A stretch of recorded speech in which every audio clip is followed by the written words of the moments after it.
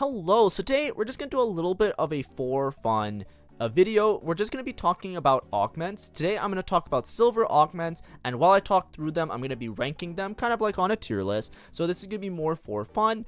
If you like my content, make sure to like and subscribe. Always give that reminder at the beginning of the videos. I usually do more informative content, like actual guides on like how to play certain styles, how to play different comms, and then other general TFT guides like positioning and augment guides, stuff like that. If you like that content, make sure to like and subscribe. I will be continuing with them tomorrow as well. I believe it's going to be the patch notes. We're going to do our patch notes review as well. But for today, this is going to be a little bit more for fun because obviously the tier lists aren't the most informative decision-making process, and I don't really stand by these as being like a hallmark or a beacon of knowledge.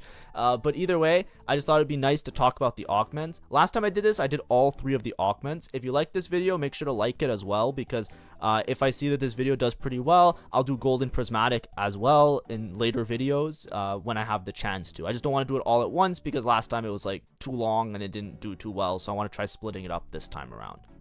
Now, S tier obviously is going to be the best augments that I think are really strong most of the time. A tier, pretty strong. B tier is going to be like our average. This is like, it's good in some spots, bad in some spots. You have to be like a little bit cognizant of like what you're doing in your game. C tier are ones that I usually avoid that are bad. D tier is what I'm going to say are ones that I haven't tried or don't have enough experience to form an opinion on. So for example, Adaptive Strikes, which is the Jax Hero augment, that is in D tier, not because it's bad. I don't know how good it is. I actively avoid playing anything that pigeonholes you into a very particular style, like these hero augments, especially early in the set, because there's no stats for it, and I do not want to deal with it, because if it's bugged, which hero augments in the past notoriously have been bugged, I don't want to be the one to figure it out, if that makes sense. So usually I just avoid them. I've never played Adaptive Strikes. I haven't seen anybody play it in any of my games, so it's in D tier because I can't tell you if it's good or not. But either way, now let's actually start with the tier list. Let's go through all the augments and talk about them. So AFK, I think AFK is pretty good. I'm not sure if it's A tier. It's a little bit situational because you are going to be sacrificing a couple of rounds. AFK works really well if you played your stage 1 right before the augment really well. Like, for example, if you like sold a bunch of units and made early Econ, AFK becomes a lot better. Basically, it just gives you a bunch of gold. You're basically not doing anything for 3 rounds. You can't buy units, you can't do anything, and then you just get 20 gold. So a lot of times you're going to lose those first 3 rounds, but in certain spots, if you can either win those 3 rounds, or if you're already making Econ that you don't have to like sell units on your bench, then AFK can work out really well just to give you a little bit of a gold bump that will easily allow you to make Econ and stack up really fast. Like, I'm inclined for that reason to put in A tier. I think relative to a lot of the other silver augments, this gives you a really good start because a lot of RNG and TFT is the gold, and I think AFK gives you a really good opportunity to establish that gold in a very meaningful way. Next we have backup. So backup I think is B tier right now. Like right now it feels like it's situational. It's really good if you're playing comps that really like attack speed. Most comps really like attack speed, so it works out really nicely, but there are some situations where it's kind of awkward to position your units such that 4 are in their back 2 rows, especially with a lot of the reroll lines, which is like the second fiddle to like Zeri right now. It's not necessarily the greatest one, and stuff like Zeri you don't really want more attack speed a lot of the time because you already have like so much. It's a little bit awkward, so I'm putting it in B tier. I don't think it's as good as some of the other augments on the list, so maybe we'll move it up because it's still okay. It's like a combat augment, but we'll see. Band of Thieves, I think Band of Thieves is A tier for sure. Band of Thieves is like a good default good option, right? It's a default, gives you a really good item, which is Thieves Gloves. It caps you really high into your late game because Thieves Gloves you can itemize towards your 5 costs or your upgraded 4 costs. You basically just have an opportunity to very efficiently itemize units into your late game, and it's really easy to tempo with it early game because it just gives you a lot of stats, right? Even if it's a random and the items themselves aren't like perfect for your units, if you have upgraded units and you can put Thieves Gloves on them, it can often put you in a good spot in your stage 2 and your stage 3. So it's usually something that when I see it, that's not the first thing that I roll. I'm usually sitting on it saying, okay, I can probably take this in the worst case scenario, and then I'll just be up a resource that can also scale me into late game in a meaningful way for what is a silver. It's actually a lot of value for a silver augment to just get a Thieves Glove, so definitely A tier in my head. Big Friend is actually kind of interesting. I'm not sure where it falls. I'm gonna put it in B tier where it's like situational.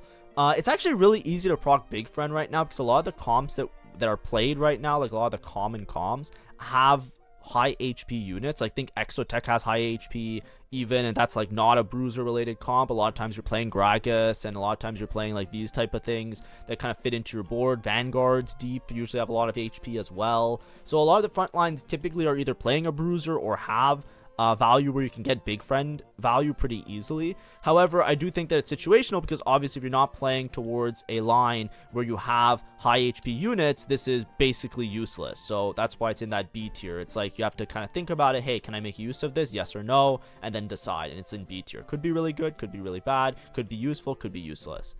Blistering Strikes I also put in B tier. Blistering Strikes is nice because it gives you anti-heal. That's basically the augment. It's like, hey, here's free anti-heal. Anti-heal is good, don't get me wrong.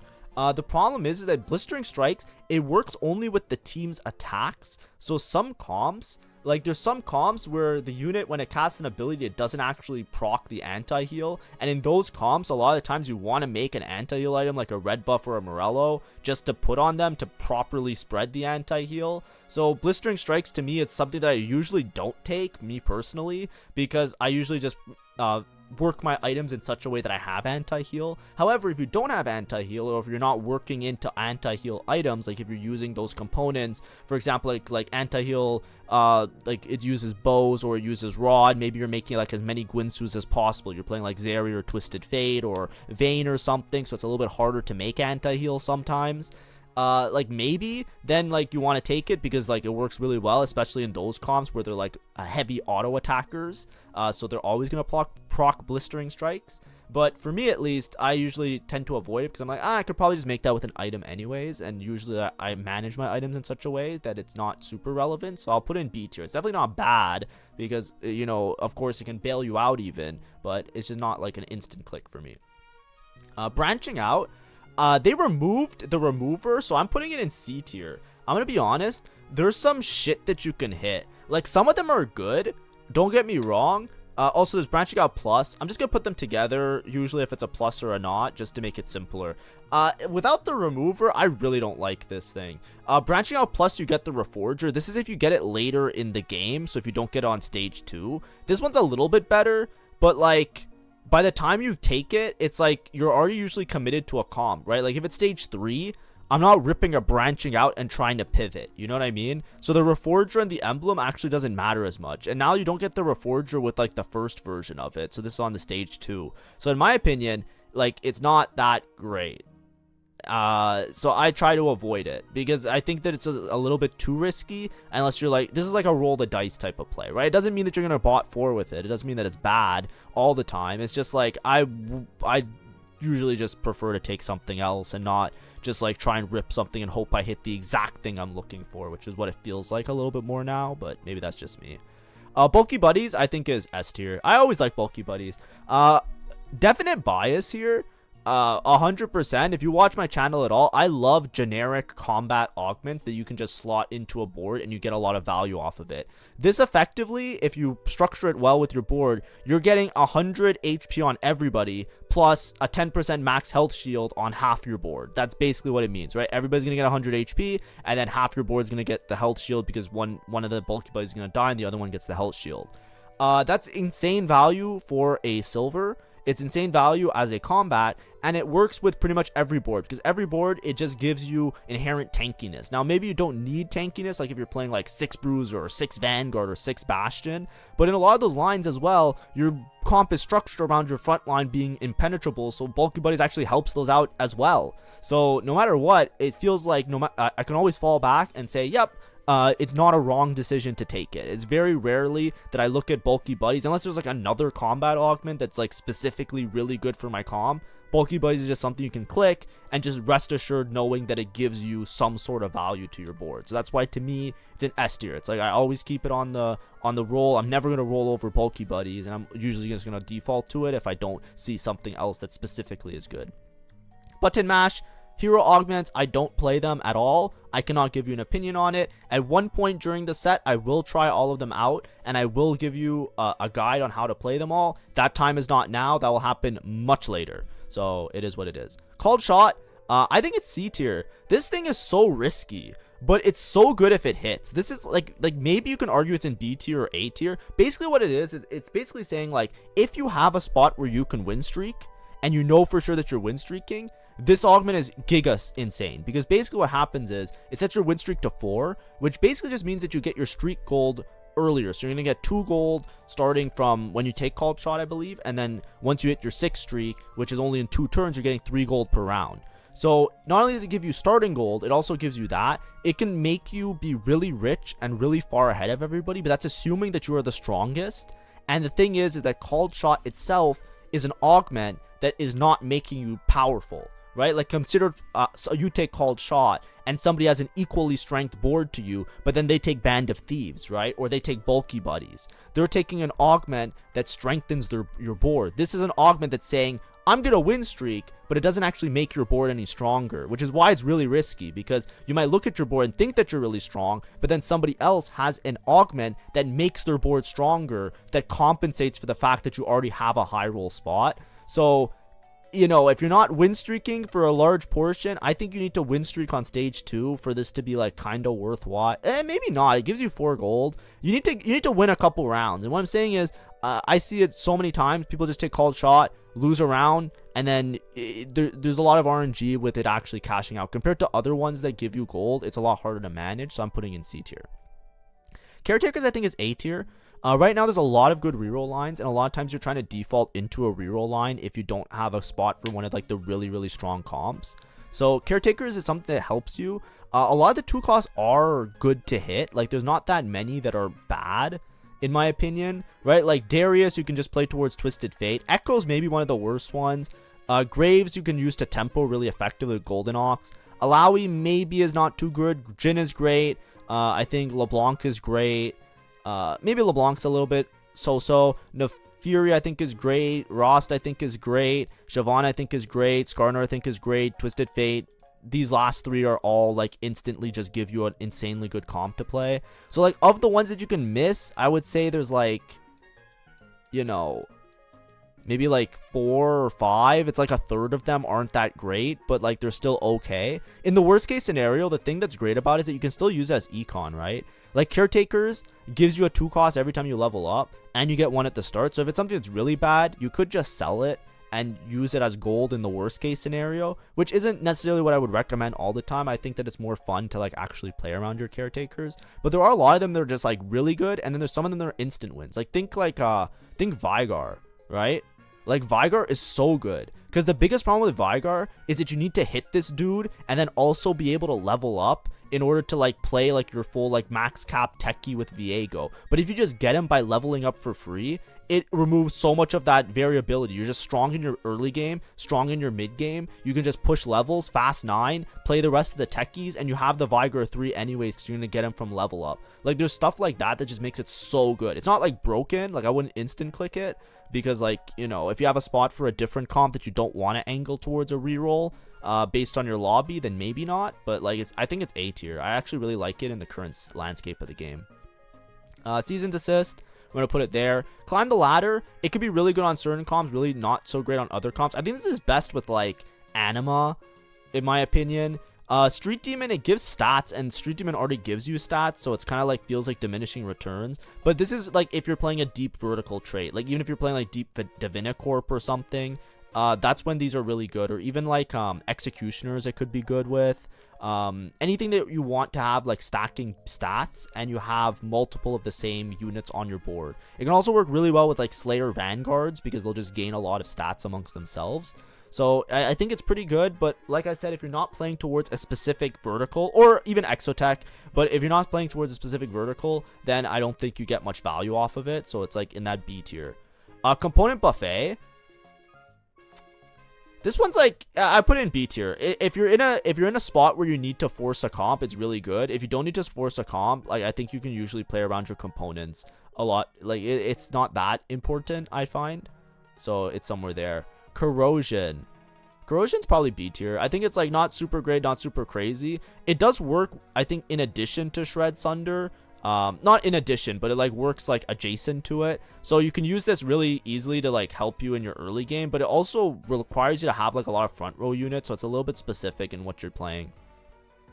Crafting, I think, is pretty good. I'm gonna put it in B tier though. I don't think it's crazy strong. Like I'm not clicking this instantly. But basically, if you're in a high item encounter, so if you're in like an encounter where you get a lot of items, or if you start the game and there's like a hack and you have a lot of components, this is really good because it just gives you a lot of rerolls. It just works as like extra gold on top of making your items. So that's good, but if you don't have a lot of items to make, then it's not very good. So like, that's what I mean. It's very situational, but it's really strong when it is good. It's just not that great afterwards.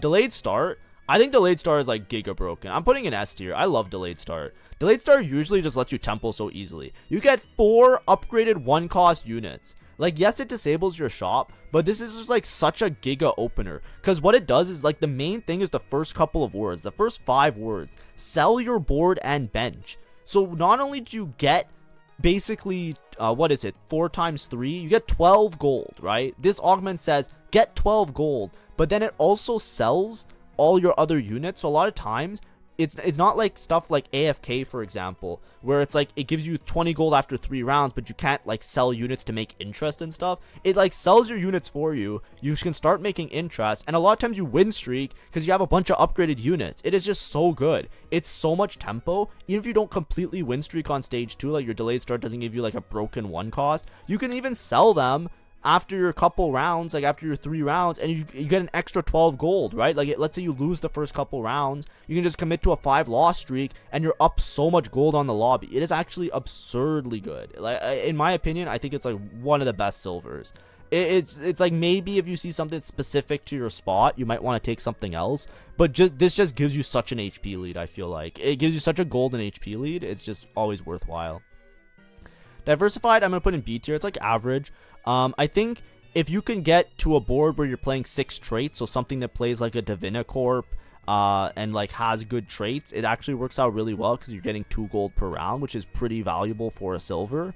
However, I think that it's hard to like establish that econ early because a lot of times you can't even fit more than 3 non-unique traits on your stage 2. So it's a little bit awkward to play around a little bit.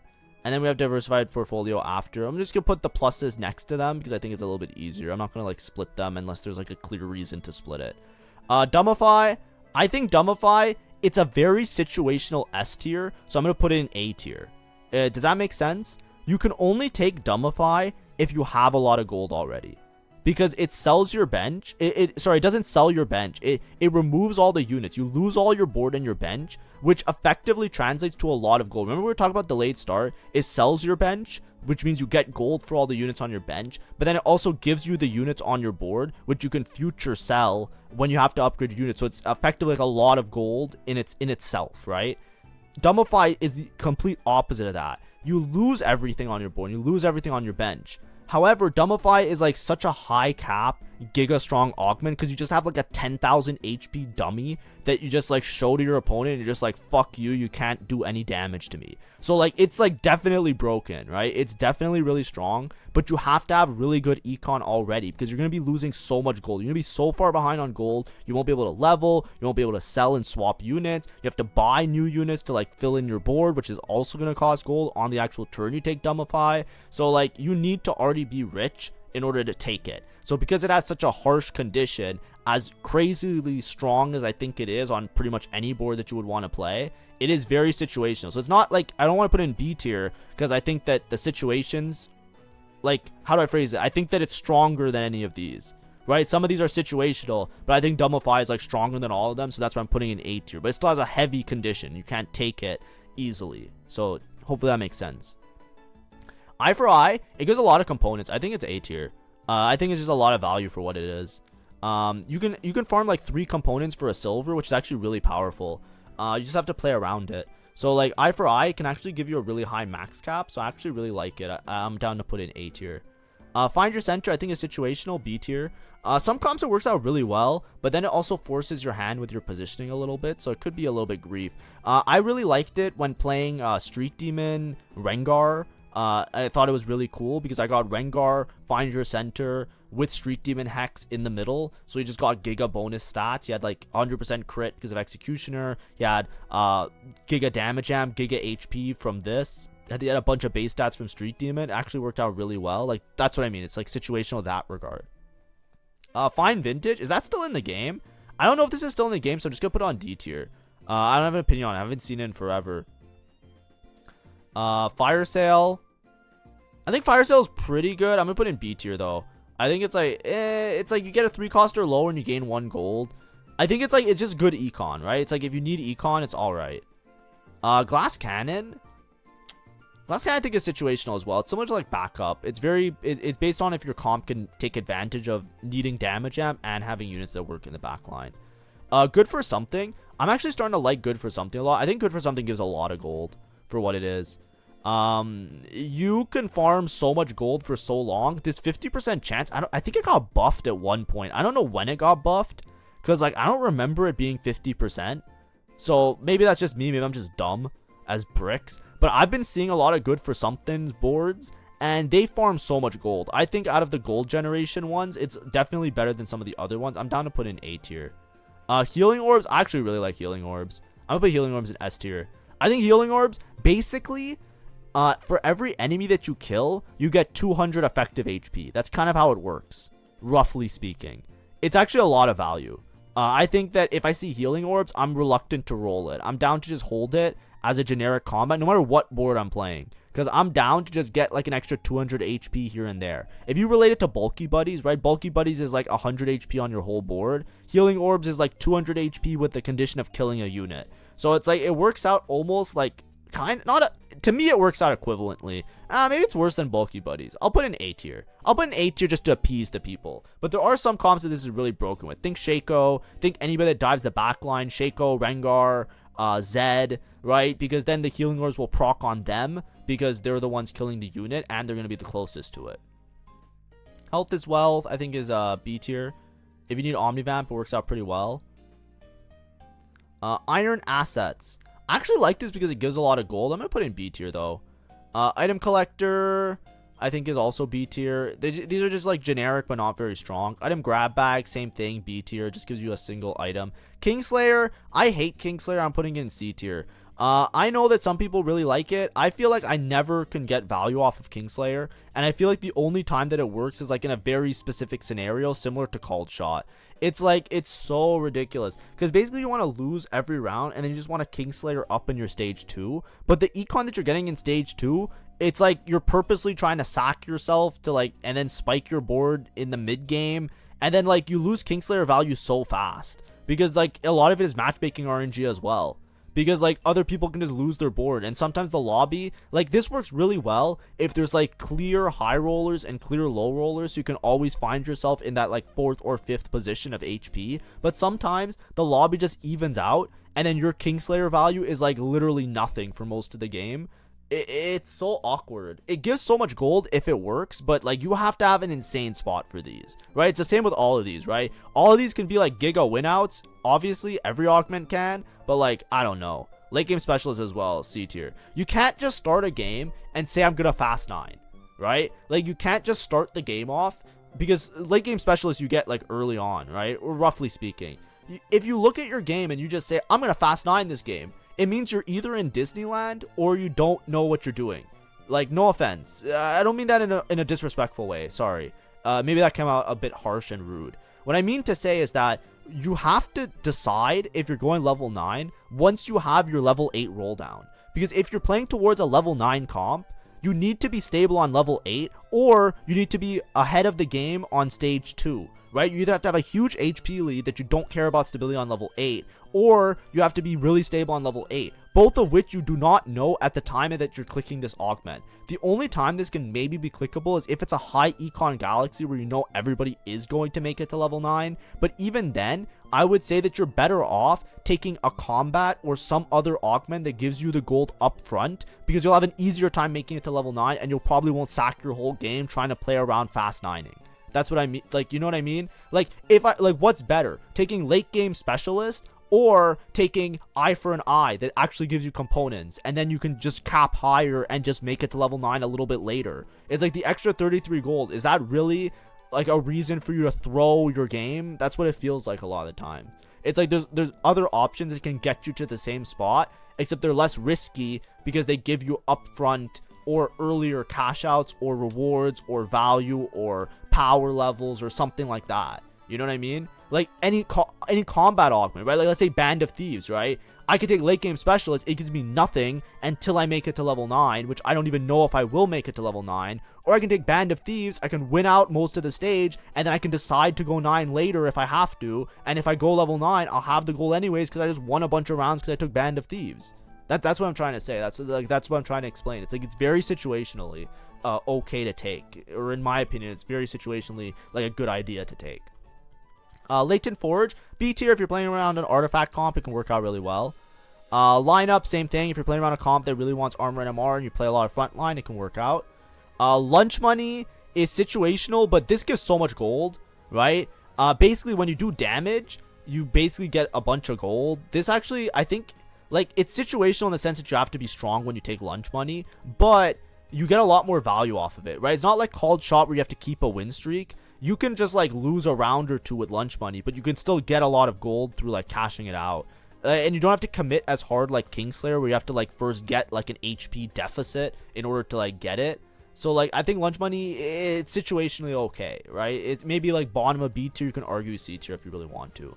Mana flow, same thing. It's just B tier. I don't think it's particularly broken.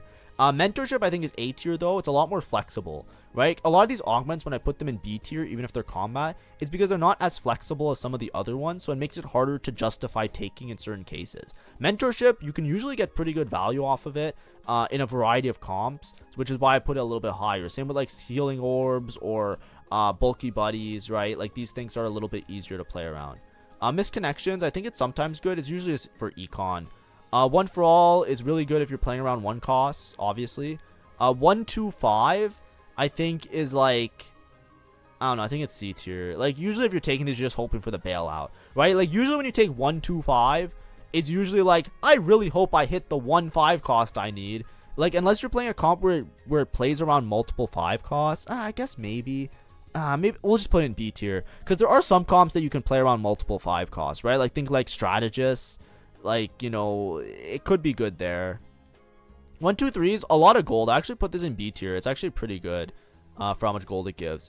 Over Encumbered, I think, is really strong. I actually like Over Encumbered a lot. I'm going to put it in A tier. I think having a lot of items is really important in the current landscape of set 14.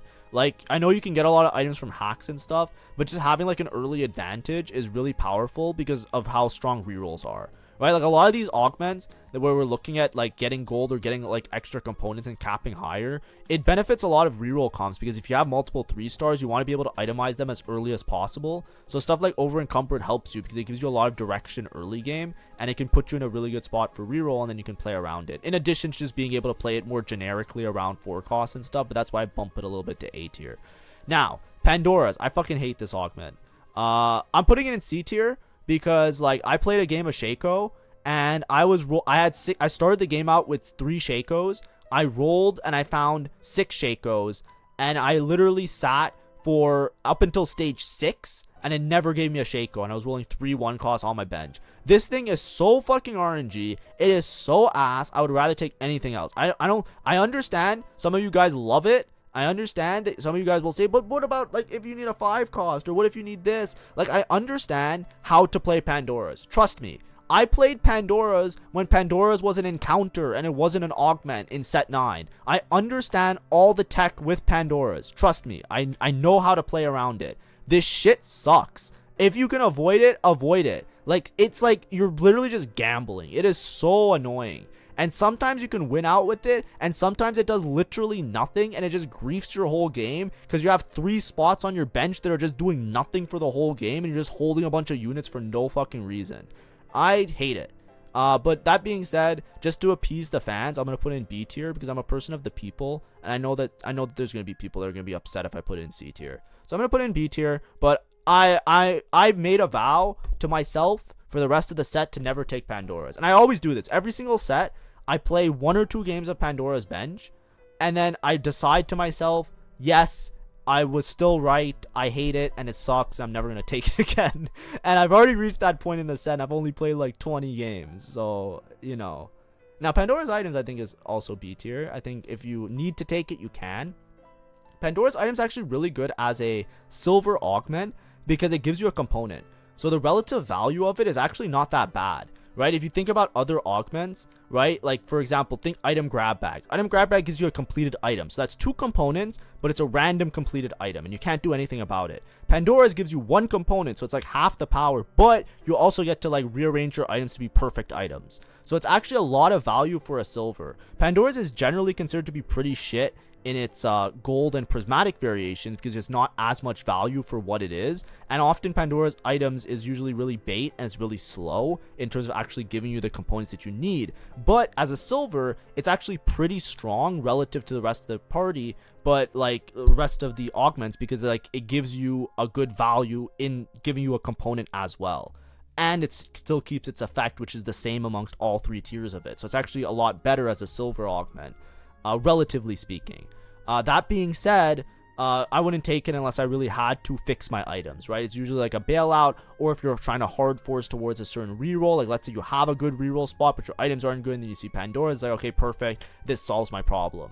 That's usually when I would take it, because other than that, you're just paying for convenience, and that's not something you need to cap high in TFT. Patience is a virtue. I think it's situationally okay. This is really good for stacking up rerolls if you're playing around a deeper comp where you don't need to like send it like right away. So I think it's pretty good. But you need to be playing a comp where you really don't want to see copies of the units early. So like I think it's better with like 3 cost rerolls or like 2 cost rerolls. I would never play with like a 1 cost reroll or a board that plays 1 cost, for example, because then you have like that whole debate of do you buy it or do you not buy it. But it actually works out to be a lot of gold if you can like lose streak into it, because like 2 free rerolls, you know, you can get like 10 rerolls worth of stuff on stage 2 pretty easily, and then if you also continue that in stage 3, it can work out pretty well. Placebo. So placebo gives a lot of gold.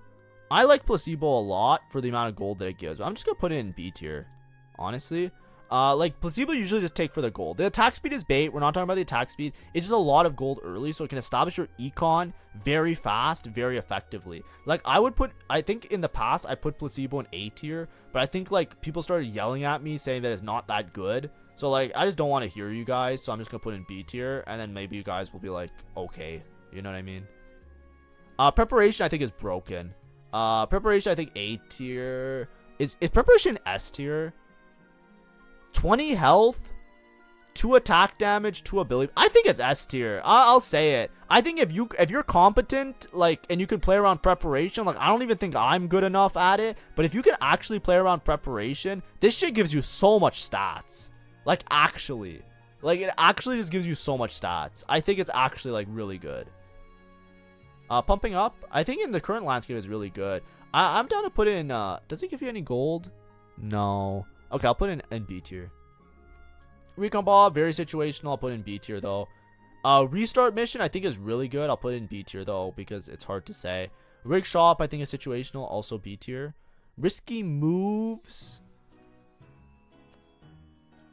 The 30 gold is nice. I don't like it as much as like the other ones, right? Like AFK I like better than risky moves, right? Like you get the gold earlier and you don't lose the health.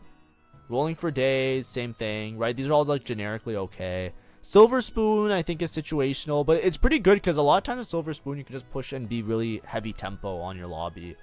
Spoils of war I think is very situational, but I'll put in B tier because it does cash out really nice rewards late game. Stand United I think is really strong for what it is if you can make use of it. But right now there aren't really comps that make use of it. So I think in the future it'll be like A tier in my head, but right now I'll put it in B tier on the average. Support mining I think is really good. I'm gonna put support mining in A tier. Survivor I think is bait. It's the same as like late game strategist, right? Like you're saying to yourself, I'm gonna outlive 3 people being down an augment. Like at one point they're gonna make this thing so broken that you have to take it to gamble for how much gold it gives you. But like, unless you're playing in Disneyland, unless you're smurfing, like I really don't see this as being a viable option, right? To just start your game off, say, yep, I'm gonna play this stage with 0 augment. I'm gonna play the rest of the game down a silver augment, and I'm gonna be the one that outcaps 3 other people. It's like, I don't know. Table scraps I think is great. Yeah, I think table scraps is so good for what it is. I'm gonna put in A tier. Team building, I think, is B tier. If you the best way to use team building is if you can use it to temple. Like if you have 2 copies of a 3 cost and you just hit team building, you just upgrade them. But other than that, it can help you to hit your board. Teaming up, I'll just put in B tier. I don't know where it is. Titanic Titan, I hate it, but I'll put in B tier. This one, same as the other ones, and Young Wilded Free, the same like Titanic Titan. Do I want to change anything? I think these are clearly the ones in my head that I look at them and I say these are definitely like my A tiers that I would like to go for. And then yeah, this is S tier. There are a lot in B tier, but I think silver augments are relatively pretty balanced, right? Like even the stretch between B tiers and S tiers, even C tier and S tier, it doesn't even matter that much. It's just like these ones are just more risky, right? Like a lot of the silvers could often give just as much value to each other as you would if you were just playing normally. So like I think they're relatively good. Hopefully when I gave you some opinions and stuff, while I tried to make this video informative, so obviously it's really long and really like explained, but I was trying to give you like reasonings for each of them so you can kind of use a similar logic when you're picking your augments and deciding on them. If you agree with my reasoning, cool. If you don't agree with my reasoning, cool. I don't really care either way. This is kind of how I pick augments and how I kind of go through it, so that's how I structured the tier list. And of course, if you pick augments differently and you have success doing that, by all means continue to pick those augments. If you don't have success and like I explain something that you necessarily like is different from what you normally do, then maybe like this is something you can try out. But either way, I think that you should always read the augment, make sure it works with your boards. Like some of these, like Glass Cannon, for example, it's probably really good with techies. Anything with base stats that you can use it on, backup as well. Like these are augments that can work out really, really well for your comp and for your particular board. So make sure to pay attention and ask yourself, are these things that I need on my board? Are these things that are going to spike my board in any way? And then by all means play towards those. But I think, like I said before, they're all pretty well balanced. You can't really go wrong super bad with what's it called, with silvers as opposed to like some of the other tiers of augments. But in general, that's what I think. Thank you for watching. Have a great day and see you. Patch notes tomorrow. Patch notes tomorrow. Let's see how badly Zeri gets nerfed. I've been reading the pre-patch notes from PBE, so I'm seeing some crazy shit, which we'll see tomorrow. Hopefully, they'll finalize it then. Bye bye.